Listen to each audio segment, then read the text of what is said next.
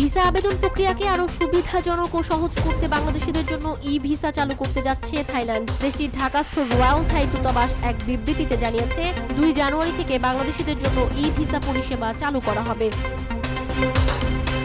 এতে বলা হয়, বাংলাদেশের সাধারণ নাগরিকরা আগামী 2 জানুয়ারি থেকে ই-ভিসা সেবা পেলেও সরকারি পাসপোর্টধারীদের 19 ডিসেম্বর থেকে এই সুবিধা দেবে দেশটির সরকার। সরকারি পাসপোর্টধারী বাংলাদেশ সরকারের কর্মকর্তা কর্মচারী এবং সরকারি ব্যবসায় সরকারের প্রতিনিধিত্বকারী ব্যক্তিদের ইস্যু করা হবে। আবেদনের 10 দিনের মধ্যে ইমেইলে এ ভিসা দেওয়া হবে। আবেদনকারীদের স্ক্রিনে প্রদত্ত ওয়েবসাইটের মাধ্যমে প্রয়োজনীয় তথ্য দিয়ে আবেদন করতে হবে। এর জন্য পাসপোর্ট জমা দেবার প্রয়োজন হবে না। এই নতুন ব্যবস্থার মাধ্যমে আবেদনকারীরা ইমেইলের মাধ্যমে অনুমোদিত ভিসা পাবেন, যা প্রিন্ট করে প্রবেশের সময় থাই ইমিগ্রেশনে দেখাতে হবে। কিছু প্রযুক্তিগত সীমাবদ্ধতার কারণে বাংলাদেশের আবেদনকারীরা সরাসরি ই-ভিসা ওয়েবসাইটে ভিসা ফি দিতে পারবেন না।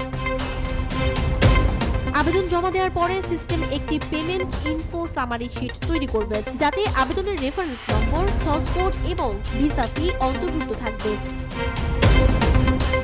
আবেদনকারীদের অবশ্যই উল্লেখিত এই লিঙ্কের মাধ্যমে দূতাবাসের ব্যাংক অ্যাকাউন্টে নির্ধারিত অর্থ স্থানান্তর করতে হবে এবং যাচাইকরণের জন্য payment info summary sheet upload করতে হবে। ব্যাংকে নগদ অর্থ গ্রহণ করা হবে না। ই-ভিসা সাধারণত 10 কর্মদিবসের মধ্যে প্রক্রিয়া করা হবে। থাই ই-ভিসার জন্য কিভাবে আবেদন করতে হবে তার নির্দেশনাবলী স্ক্রিনের ওয়েবসাইটে পাওয়া যাবে। এই ভিসা চালুর ফলে আগামী 24 ডিসেম্বর থেকে ঢাকার থাইল্যান্ডের ভিসা সেন্টারটি বন্ধ করে দেওয়া হবে বলেও জানিয়েছে দূতাবাস।